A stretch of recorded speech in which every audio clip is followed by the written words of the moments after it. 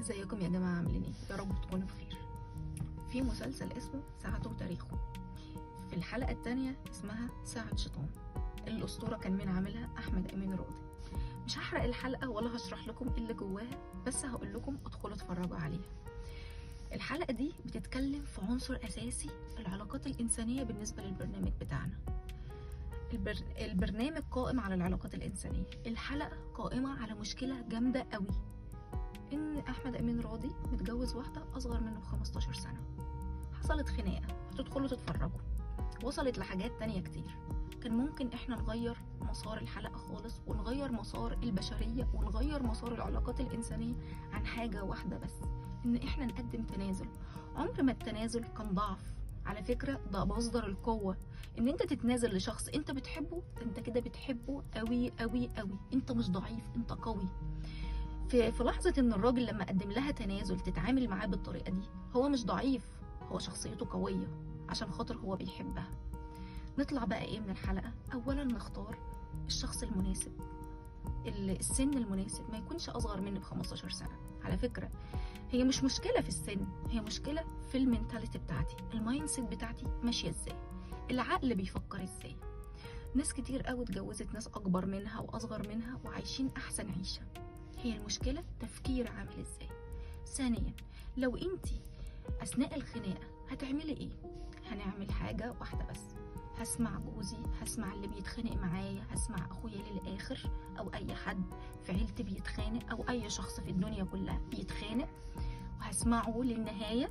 هسكت خالص، لا هضحك ولا هستهزأ منه ولا هعمل حركات ببقي او بعينيا او الحاجات اللي بتحصل البنات بتعملها، وهسيبه يهدى خالص، واقول له طيب استاذنك، هسيبك تهدى بس وانا رايحه اعمل حاجه بس. هترجعي له بعد ربع ساعه، مش ترجعي له بعد يوم او 2 أو 3 بهديه كبيره، عشان هو اتعود ان انت لازم تصالحيه ولازم. لا، وانت طبعا نفسك هتقولي هو انا كل مره هصالحه؟ لا، مش هتعملي كده خالص. هترجعي بكوبايتين شاي، وهيقول لك انا ما بحبش الشاي، هتقول له اصلا الكوبايات فاضيه، انا ما عملتش حاجه بس. فبعد كده ايه؟ هتقعدوا تتكلموا، تقولي له انا اتضايقت منك في كذا وكذا وكذا، هو هيقول لك انا اتضايقت منك في كذا وكذا وكذا. طب قولي له ينفع، او هو يقول ينفع ما نتخانقش تاني، ينفع ما نتضايقش من بعض تاني، ينفع يكون في حدود، ينفع ان احنا نحترم بعضنا اكتر واكتر. هيحب ده جدا، وانت هتحب الموضوع ده جامد جدا، وهتفهموا بعض. كان ينفع الحلقه تخلص بالطريقه دي؟ هي ما خلصتش بالطريقه دي، خلصت بالقتل اصلا، خلصت نهايه مأساويه. في حاجة ايه رابعة، ان احنا ممكن نقول ان احنا لو انت تقدري تسندي الشخصية الضعيفة بالنسبة للراجل، اعملي ده يا ستي، وسنديه وقويه اذا كان بتحبيه. اما لو هتاخديه سد خانة بالنسبة لحياتك العاطفية، ان انت مش لاقي حد تتجوزيه، لا ما تعمليش ده كده خالص، لانك هتكوني شخصية متسلطة بافكارك ومشاعرك، والعلاقة كده مش هترسى على موضوع كويس، ده هترسى بنهاية جحيم للأبد. والاطفال اللي بينكم، ان كان في اطفال، هيروحوا في منطقه تانية، هيروحوا المكان انتوا اصلا مش عايزين تودوهم فيه، بس انتوا بتجبروهم يروحوه، هو عنده دكتور نفسي يتعالجوا فيه. في اماكن كده احنا ما بنكونش عايزين نروحها، انتوا اللي بتوديها لنا بايديكم كده، الدكاتره النفسيه.